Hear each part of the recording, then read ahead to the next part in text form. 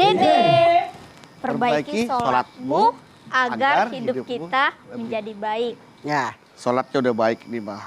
Udah semuanya baca udah benar. Semua udah baik gitu kan.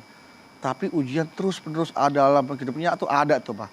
Ada aja musibah mah, ada aja cobaan mah. ujian itu oleh Allah diberikan kepada kita agar lulus. Kalau lulus daripada ujian, harkat derajat kita oleh Allah akan naik. Makanya orang takwa oleh Allah diberikan Al-Furqan. Coba kalian lihat Al-Anfal 29.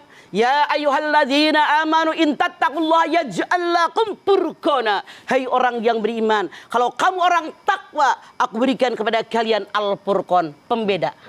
Mana yang boleh, mana yang tidak, mana yang halal, mana yang haram, mana yang mubah, mana yang wajib, mana yang sunat. Dari mana Al-Furqan? Sambungkan ke Al-Baqarah 185. Syahrul Ramadan alladzi unzila fihil Qur'an hudal linnas wa bayyinatin minal huda wal furqan. Pada bulan Ramadan aku turunkan Al-Qur'an, petunjuk buat manusia, penjelasan petunjuk dan pembeda. Makanya kalau kita pengen dapat Al-Furqan, biar tahu harus bagaimana kita melangkah, banyak mentadaburkan Al-Qur'an. Itu janji Allah. Seberat apapun masalah kita, kata Bedu, Allah berjanji bagi orang yang takwa. Lihat At-Tolak ayat 2. Wa may yattaqillaha yaj'al lahu mahrajan wa yarzuqhu min haitsu la yahtasib. Siapa yang takwa kepada Allah, seberat apapun masalah, jalan keluarnya ada. Allah berikan rezeki dari yang tidak pernah kalian duga. Lihat oleh Anda masing-masing, termasuk kita nih. Mama yakin, seyakin-yakinnya suatu saat kita semua pernah mengalami masalah yang berat luar biasa. Betul, Ma. Sampai berpikir rasanya gue gak sanggup mengatasinya. Tapi dengan ketakwaan kita kepada Allah, dijamin oleh Allah jalan keluar yang baik. Karena Allah mengatakan, la yukallifullahu nafsan illa wus'aha. Pernahkah Anda melihat orang mati, tetangga mati, di TV pada mati? Tiap hari ratusan orang mati seluruh dunia. Iya apa iya? Iya. Banyak mengingat kematian. Kalau saya mati, rumah mewah nggak dibawa, mobil mahal nggak dibawa, gelang sampai ke sikut nggak dibawa, laki yang ganteng, bini yang cantik nggak dibawa, yang saya bawa amal.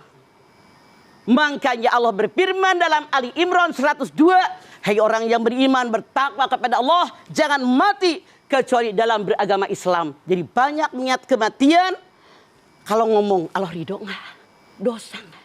Kalau bersikap, berperilaku, Allah ridho nggak dengan ini? Dosa nggak? Bagaimana akibatnya di alam akhirat? Kalau banyak niat kematian, insya Allah. Lihat di TV orang mati, bebangkis, kemudian flu, batuk-batuk, plek, mati. Bagaimana kalau itu saya? Begitu banyak kematian, tiap kita melangkah, pasti ingat Allah, kerjakan perintah Allah, jauhi yang dilarang oleh Allah, insya Allah istiqomah.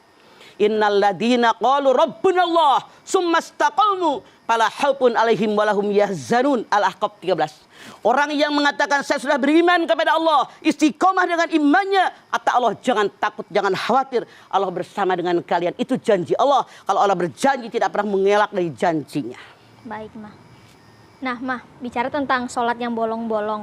Biasanya itu bolong-bolong karena pas kita sholat kayak ada rasa terpaksa dalam diri kita, Ma. Kayak misalnya kita kurang menikmati sholat itu. Nah, itu caranya agar kita menikmatinya bagaimana? Awalnya boleh jadi terpaksa, lama-kelamaan terbiasa. Silahkan paksa, lama-lama menjadi kebutuhan. Makanya sholat itu aqimus sholah, bukan amilus sholah. Aqimus sholat, dirikan sholat. Artinya yakin dalam sholat Allah melihat, menilai saya. Di luar sholat pun Allah melihat, menilai saya.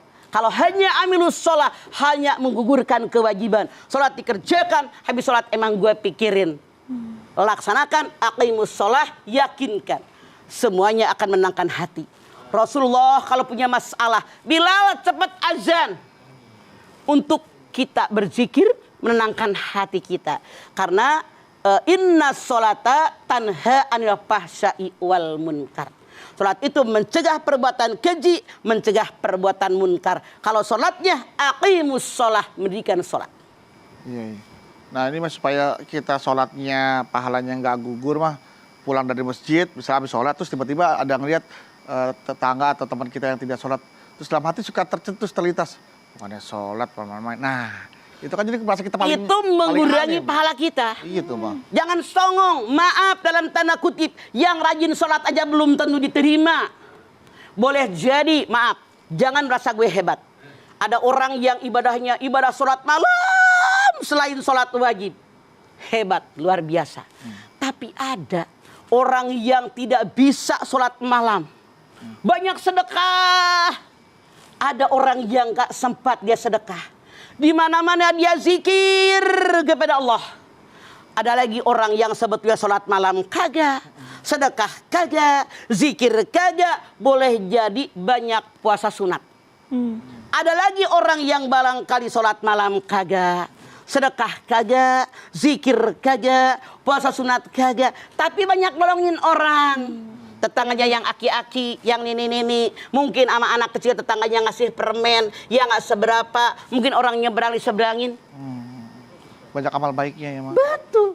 Makanya hidup jangan merasa gue paling hebat. Itu kesombongan, yang sombong adalah saudaranya. Setan. Cuma orang itu nggak menunjukkan aja. Sama ya. orang. Jadi makanya jangan merasa gue hebat. Banyak orang lain yang lebih hebat dari kita. Boleh jadi banyak orang yang mendoakan, ya Allah mudah-mudahan kampung kita aman, ya Allah. Jauhkan dari corona ya Allah. Amin. Di kampung kita mudah-mudahan sehatkan semua ya Allah. Mudah-mudahan si anu itu diberikan umur panjang dalam taat kepada Allah. Kita kan tidak tahu doa mereka. Betul. Boleh jadi orang yang merasa hebat, paling gaya, paling banyak sedekah, merasa pemimpin yang adil, bisa selamat di akhirat gara-gara doanya orang yang nggak nampak. Makanya apa yang kita banggakan, semua yang kita lakukan karena Allah. Apa yang disombongkan, gue bukan siapa-siapa. Betul, Mah. Iya. Betul, Mah. Begitu. Nah, Mah, salah satu faktor utama diterimanya sholat itu kan khusyuk ya, Mah.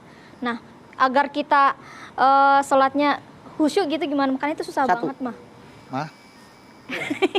Mau udah satu padahal. Sok. Kita akan dengarkan penjelasan Mama setelah ini. Jangan kemana-mana, tetap di rumah. Mama, Dede.